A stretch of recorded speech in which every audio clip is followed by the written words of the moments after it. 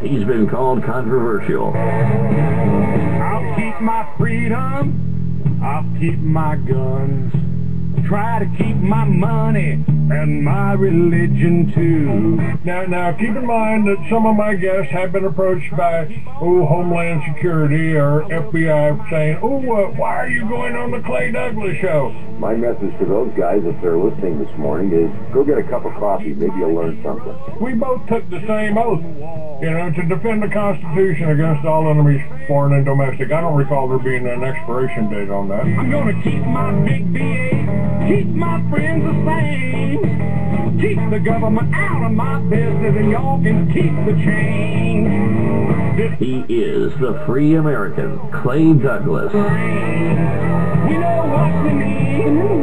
We know who to blame. Catch the Free American Hour, weekdays at 7 a.m. Pacific, 10 a.m. Eastern. I'll keep the USA and y'all can keep the change.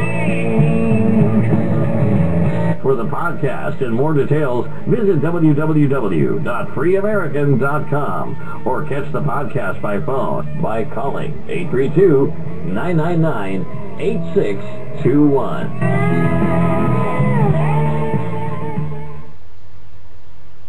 All right, let me see if I can get our... Good morning, ladies and gentlemen. Welcome to another edition of the Free American Hour. I'm your host, Clay Douglas. My guest today is William Blair, and we're trying for our George. Yes. All right, we got everybody up. Hello, Art. Welcome to the Free American Hour. And William, nice to have you back, sir. Thank you very much. It's going to be a very hot discussion this morning, that's for sure. Well, let's jump right into it, sir. Now, let's tell somebody who you guys are. Art, would you introduce yourself and your tribe? So my name is Art George. I'm from Lake Tahoe. My people are called the Washishu. And I work with William here, and I'm a master auditor, business affairs in Prospect, Nevada. Okay.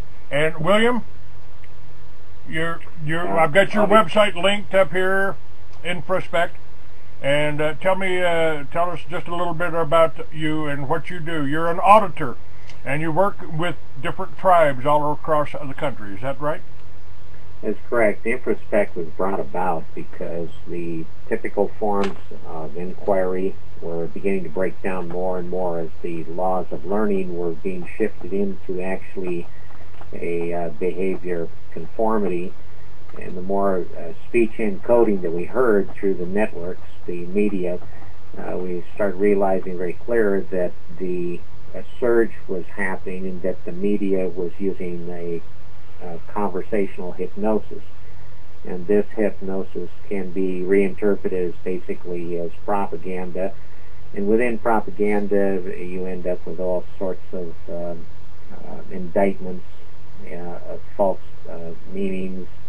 Certainly the plausible guilt scenarios, as we call them, end up indicting anyone that may have a difference of opinion, and the mere difference is predicated as being independent, and that means that people can be stalked, they can be profiled and characterized, disenfranchised, and finally criminalized merely on the basis of their plausible guilt.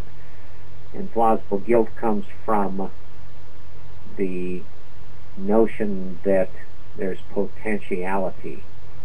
In other words, the elements of criminality no longer sway the courts and the attorneys and so forth. They merely say, "Well, we want them to be guilty." It's like if you're a patriot, well, you're anti-government, you're anti-Semitic, you're a racist. That's exactly what's been done. That's exactly what's been done to me. One of my guests referred to that as gang stalking. I've always referred to our television as they don't call it programming for nothing, and you're backing that up. Right, very important that in education that the centers that actually are supposed to guard academic excellence, the associations, actually require that education include critical discourse. And without critical discourse, you really don't have any inquiry. So you end up in things called thought reform, mind control, brainwashing, and especially values washing in this new doctrine that spins around worldview. And worldview and world unity has really nothing to do with a regard for one another. It has to do with behavior conformity. In other words, you will be on the same page.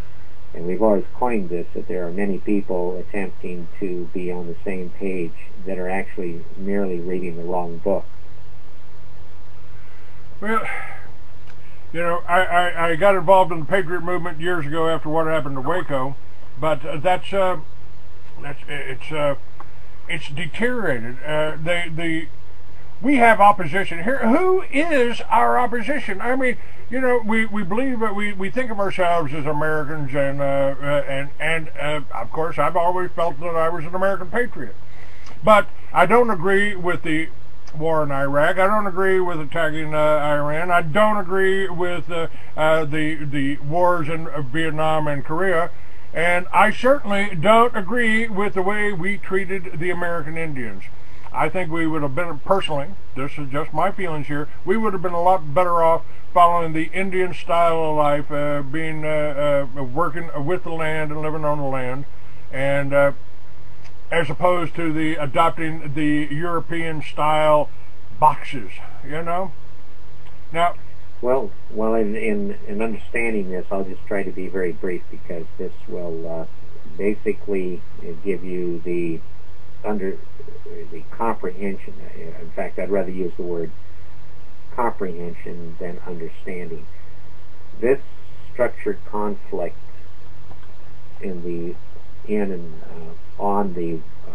among the warring nations on this planet goes back to a doctrine called the Papal Bull. The Papal Bull conventionally is thought of as a document that was proclaimed against the savage nations, the Native American people, and so forth. Actually, it's against all people on the planet, and it is considered the highest form of law, and that means that it's basically the law that applies to all the souls on earth. And sometimes they use the words trap their souls. The actual papal bulls that were really there definitely came from the cult of Rome, and these papal instruments were actually written on human skin, and the word is used kid in the ceremonial context, but actually, and that's interesting because we know where the papal bull came from in terms of history, but you'll remember that Hitler had this deviant cult-like idea of taking human skins. The ceremony of the papal bull is a spiritual one, and the history follows the 1300s and so forth. There are several papal instruments, and eventually it became convoluted because the papal bulls were altered, and that resulted in a collapse of some of the major trusts and testamentary trusts of the papacy. Now, what that meant was this created a fraud against the rules of trust and property. This involves the United Nations, the Bank for International Settlements, and there is several convoluted things that have occurred. Now, Art and I have gone into indigenous identity theft and looked at this very carefully. Okay, let me just interrupt you for briefly, because when you talk about indigenous people, you're not just talking about American Indians. I'm an indigenous Texan. I'm an indigenous American. I was born right there in Fort Worth. You know, and I believe you pointed that out before on my shows. Right, that's true. It is called the sovereign personal political power holder and real human. And in the documents, even within some of the documents reference treaties with indigenous people, there is a term called original being. And this goes to the real person. This goes to the actuality of being a natural hereditary person. And in the case of Native American people, the word Indian was a legislative invention. And this legislative invention has caused a lot of problems, and they created a lot of false rights. The clause, I just want to hold a little bit, and then I want Art to address this as well. But this potentiality, this plausible guilt scenario, is a very serious thing for the public in this moment. And the reason is that the guilt scenario has been widened to such a degree that now it can be made an advantage to the actual indigenous people, as well as those people of America that still would like to have a sense of sovereignty in their personality, the economy, and their actual living place. Now, let me. You've used the term sovereign there, and the federal government, the Homeland Security, the ADL, the Southern Poverty Law are all trying to make sovereign Americans into terrorists, potential terrorists. Exactly. Well, you know, one of those sovereign citizens shot a cop. Well, you never actually proved that, but you know, you did manage to go out and kill a man and his son by blaming them for something.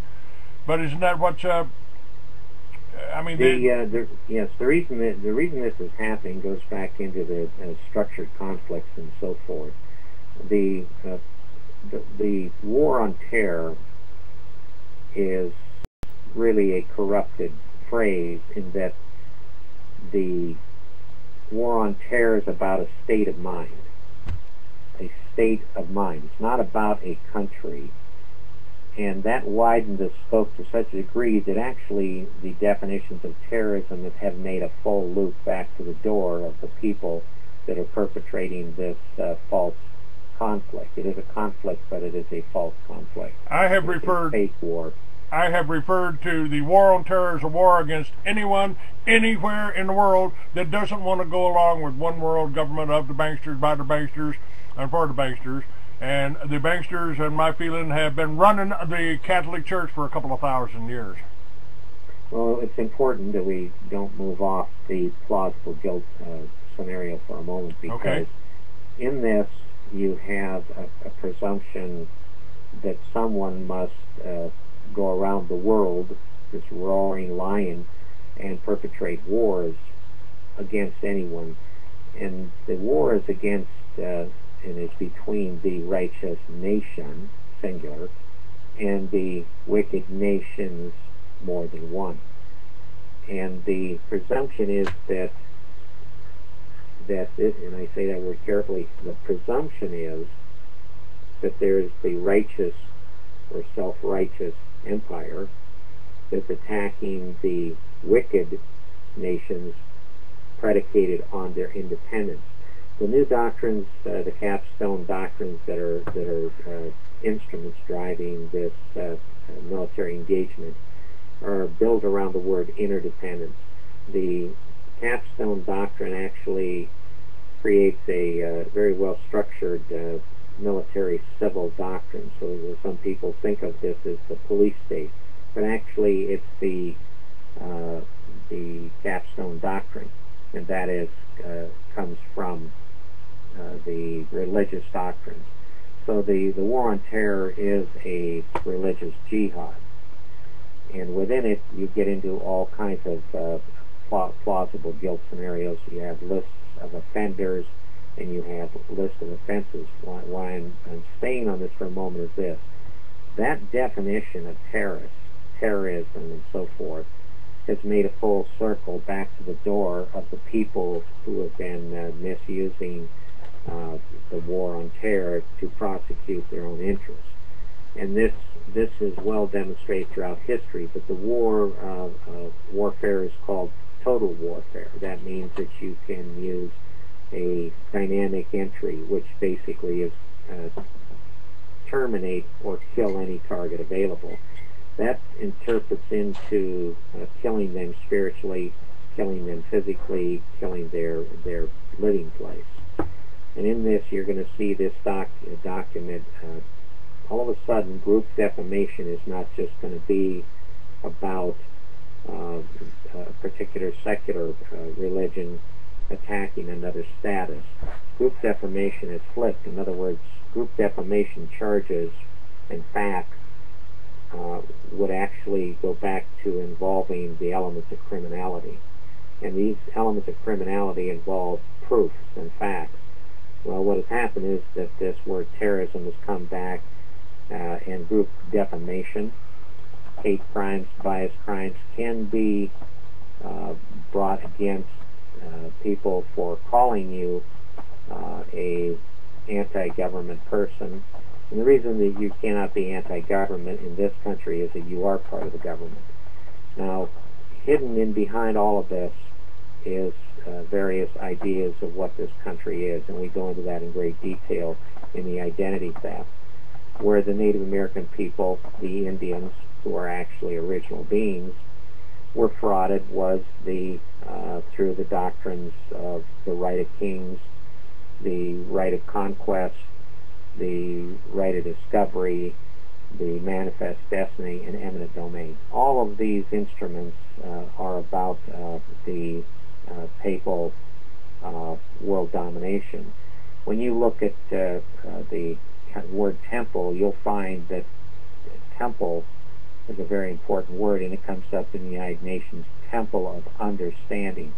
Both those words are very useful and important in Freemasonry, and there are parts of Freemasonry, and not all Freemasons understand what they're involved in.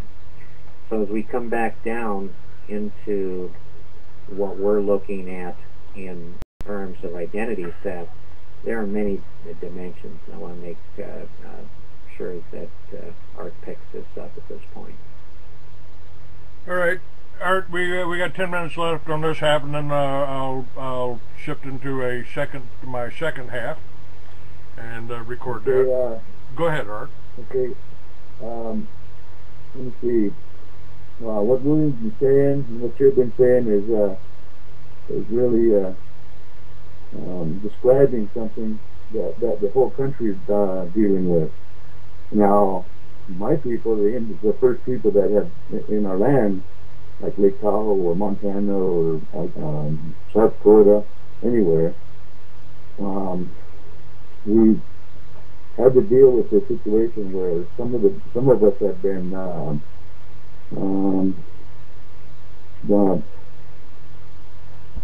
they seem to be wiped us out. These people that have settled in our territories. Now, at that point when they figured we were wiped out, we didn't exist anymore. So anytime after that, however we've been dealt with was tolerated. Now that we have these IRA governments, now they're turning, they call us IRA buy-in, so that they're turning us into artificial beings. Now, when William was talking about that original human being earlier, this is what a lot of us that are trying to come back to what it was that we had followed before the so-called termination of my people or annihilation of my people. And now that any of us that want to stand up and do anything, it's called, they got a terminology for it, and it's a sickness, and it's called oppositional defiant disorder. and so now, whenever we try to express ourselves and everything, they got a terminology for us that puts us in a category that makes us lesser than the whole population of speaking out for ourselves. So that makes the IRA, the Indian Reorganization Act, tribes, they call us buy-ins, to where they make decisions on behalf of us, and it's called collaborative governance. And they're using our culture and language as organized property, as a commodity. And so these things that are happening to us is really really needs to be described pretty rapidly, because the difference between when you and William are talking about the bigger scale of world problems and with all indigenous people, even the ones that have come here into our territory and our lands now. But what has the bottom line has happened to our people is, since we become an artificial being under the IRA government, when we want to survive, where do we get our food if the IRA governments don't have enough money to be passed out amongst people or whatnot? We got no place to live, and if there's not enough homes and whatnot within the IRA system, we're just left out. So what about the amount of people that are not even being discussed here, that have no food and no place to live? And we were original people in the territories that we had first began. And so when William was talking about the communities and the way that the backdoor business is going on, people here, whenever a pure person or somebody starts to become stronger and starts listening to the Creator and starts sharing with the people turn on you and point you out, like, there's the guy that's going to get us in trouble, or there's the guy that's starting to talk crazy, and the people that give us grants and give us these things, they'll cut us off if we have anybody like that around. So that's described as domestic terrorism. You know, so I mean, there's different ways to look at these things. Oh, shoot. Sorry about that, folks. You can hear the whole show going to freeamerican.com and clicking on William Blair. We're recording the second half here with William Blair and Art George. Washoe tribe. Am I pronouncing that right, Art? Yeah, for the IRA system, yeah, Washoe tribe.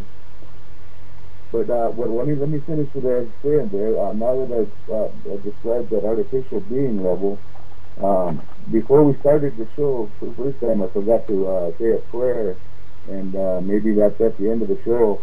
But before we end, maybe I can say it, you know, or maybe I can get to it now, because it's really important that we speak to the Spirit also while we're talking to each other in the physical form.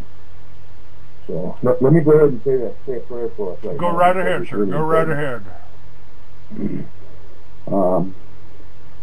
Siguro katigiti ko daleo ba sigat kamanga. Art George began dilay na shishu da tumo. Siguro Tertiary. The lawyer with you, then by Ashley. Langawi Ishayas. Isudang di Hamuyi, Nimigi, Sakta Shugi, Langashi, Nashishu Ter. Sadamo Tidagu, Sakawanga, Tidagu Yi, Senlu Delgaya Ha, 6 now. Okay, you can go ahead now. Thank you, and thank you for blessing my coffee and my herb. All right, but thank you for letting us be on your show this way too, because it's really important that we try to get this description of what William's describing and what I'm describing, and so we can combine that, and maybe we can reach those people that can't grab one side or the other. Maybe both of us together can help that way. We get locked into dogma. You know, the church has been, before the politics, before the Zionists, before any of that crap. You know, I've said, and William, you might respond to this, you know, that there ain't no such thing as a new world order. the money changers, Jesus ran out of the temple, are still with us. They just changed the name of the temple. They call it the Federal Reserve or the International Monetary Fund. And they're using these systems that you're describing here to basically enslave all humans, all Americans, all Iraqis, all Afghanis, all Argentinians. Isn't this true? I mean, they don't call it the New World Order for nothing, folks. So this ain't just a local problem, is it? The New World Order obviously is coming from the Old World Order, and that was of Egypt of old. The people known as the oversouls invented the state, and the state became a buffer between the oversouls and the masses of slaves. And the word slave really meant employee. And within the taxing system and how things tax, you'll see that there's certainly a collaboration from a high level, whether it's the G7, the G40, or the group of this or the group of that. The collaboration basically is a false democracy, or it appears to be a democratic vote, but it's really a vote among the people enfranchised at the table. And they're not elected people, they're deciders. And in our experiences, he's heard it from their own lips, where they would have a decision team instead of the normal council form, which would be a traditional thing, which in some cases is locked into perpetual succession. Many of the tribes are business committees, and under their own corruption of laws, business committees are not entitled to perpetual succession. So you end up with these people who are deciders. And most of the more sociopathic and psychopathic personalities, depending on whether you're engaged in declaring a fake war or something, they enjoy it. They like being deciders because they're not accountable to people. Recently, I've appeared at public meetings, and the people within those, the community members within those meetings, make it very clear that they're outside of the loop. And they say, well, how did this happen? And the more operative personalities will say, oh yeah, you need to collaborate more. Well, no, that's not the problem. The problem is that they used the problem and implemented collaboration. And collaboration basically says in the doctrine, we need to get rid of the public from the effective decision-making process because they really don't know anything. Well, that doesn't speak much to the media, because the media is heavily engaged in conversational hypnosis, and it's called covert hypnosis. To keep people believing in all of these fake conflicts between this faction and that faction is very important. And as Lord Rothschild put it many decades ago, we must keep things simple, and then we can confuse the masses, and then we can run in our experts to make sure that the options and the outcomes go our way.